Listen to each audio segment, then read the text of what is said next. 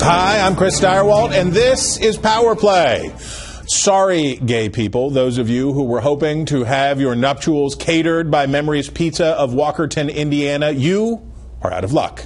But as issues work their way out in Indiana around a controversy that has jumped the shark several times and come back around on the question of what conservatives call religious liberty and what proponents of same-sex marriage or defenders of same-sex marriage now say is intolerance and thinly disguised bigotry, the Republican Party is working out some old inventory. The issue of gay marriage, always difficult for Republicans, is freshly baptized with fire. So what's going to happen? What does it do to the Republican field? What if we talk to people who know?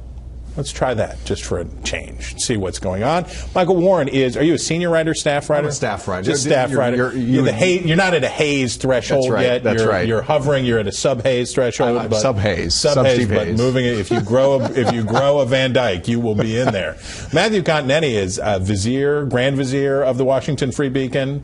Ayatollah, the Ayatollah of the Washington Free Beacon. He is the editor of the Washington Free Beacon, and he writes a column, by the way, that if you are not reading on Fridays, you are making a grievous error, Internet. I know many of you are, but it is so good that you would be wrong to do it. So, given the fact that you both come from publications associated with the right side of things, I thought we should stay on the right side of things, so as to give the Democrats a breather this week, and ask this question. And Matthew, starting with you, when Jeb Bush's brother ran for president in 2000, appealing to social conservatives, an establishment figure appealing to social conservatives was a potent mix, right? Because George W. Bush could say, I may be a country club Republican, but I have a personal relationship with Jesus Christ, and I'm going to stand with you on key social issues. Things are more difficult for Jeb Bush now, aren't they? Maybe. I mean, he's in terms of the Indiana debate and the RFRA bill there, the Religious Freedom Restoration Act there in Indiana. I mean, he seems to be siding with the social conservatives. He told our friend Hugh Hewitt that this is not about discrimination in any way. It's about protecting religious freedom. I actually think it would be funny about Jeb Bush, for example, is he has so much distrust among conservatives for other reasons, primarily immigration, education, and even some people who are skeptical of some of his advisors on foreign policy, that on the social issues, I think conservatives will find that he kind of lines up with the mainstream of the party, which it hasn't shown much signs of cracking when it comes to issues like the RFRA or same-sex marriage in general. Now, at the time of this taping, Governor Chris Christie of New Jersey was the only Republican candidate, Michael, or proto-candidate, or whatever we're supposed to call them. I don't know what we're supposed to call them. But people who act like they're running for president. Chris Christie is the only one of that herd that hasn't taken a position. Everybody else has taken a position, except for Rand Paul, who is unavailable for comment this week because he's spending time with his family, or was spending time with his family in advance of his announcement of something. We don't know. It could be anything. He could running for re-election. He could running for re-election. He could come out and say that they're starting a group like the Von Trapps to go through the Appalachians. We don't know. But for all of them, what's the calculation here? Walk us through what the calculation is. Well, I think they have to be looking really at the polls on this issue. And the Washington Post had a really interesting piece on Wednesday in which it was a front page A1, said, Republicans are really getting caught in a trap here on this issue. It's a divisive issue where the momentum seems to be moving in the direction of more tolerance for gay marriage and for gay relationships. That's true. But that's not the same as saying that the polls are moving in the direction of anti-religious freedom, anti-religious liberty.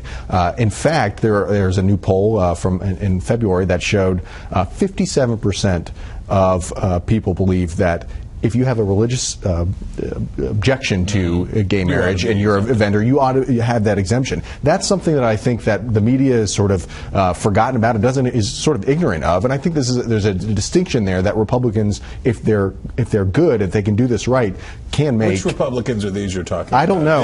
Some other Republicans that are good at threading the needle on social issues. Well, Jeb is a good example of that. So on the Jeb issue, so if you're Scott Walker, you're a preacher's kid, you're a evangelical Christian, you've walked the walk, you've talked the talk, and you have a natural connection with, because remember, as we always say, for the non-establishment figure to win the Republican primary, which has only happened twice since the Second World War, both branches, the social conservatives and the libertarian-minded folks, have to sync up and agree, and that's how they pick a Goldwater or they pick a Reagan. But the rest of the time, the establishment wins, and Matthew, you accurately and aptly described Jeb Bush's path through that. But for Scott Walker, there's got to be some frustration here that if Jeb Bush can walk in and pick these folks off and get them to say, you know, Jeb is one of us and he feels the feels, what do you do if you're Walker? Well, first, I actually slightly disagree. I don't think there is an establishment figure in this GOP field. I think the closest you get is Jeb. That's pretty close. Yeah, but there's such reluctance among the voters to embrace Jeb that he is nowhere near the polling advantage his brother had. Well, no, but he's better off than Romney, right?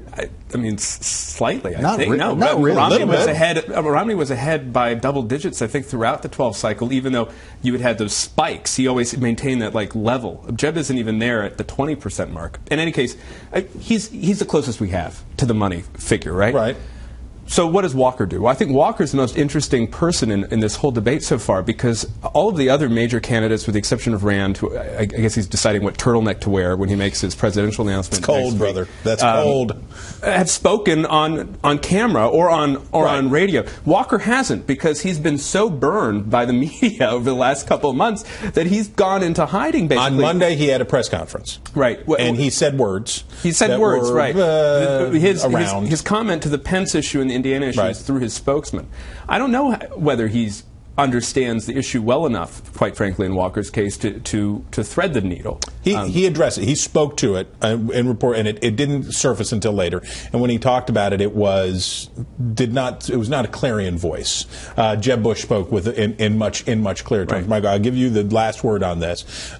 Is there a way that for one of the other primarily social issue candidates, and I know you're more than that, you're complicated, you're nuanced people with varied interests, but for a Rick Santorum, for a Mike Huckabee, and Ben Carson, surprisingly, for one of them to take advantage of an issue like this to make gains, is this something that they're going to, religious liberty is going to be something those candidates are going to talk about throughout? You might have thought that if you didn't have Jeb Bush, if you didn't have Marco Rubio, if you didn't have these other sort of more establishment aligned or more establishment favored candidates who also have the same view. I think that has really complicated things for any kind of Huckabee Santorum type social conservative to sort of make this a breakout issue because they all agree. They don't have a Romney to run against. That's right. Boom. These guys don't need a Romney. They don't need nothing. They're just in here. They're just knocking them out of the park. Guys, we thank you for your time. Internet, we thank you for your long time. But we hope you had fun. And we'll see you back for another installment of Power Play real soon.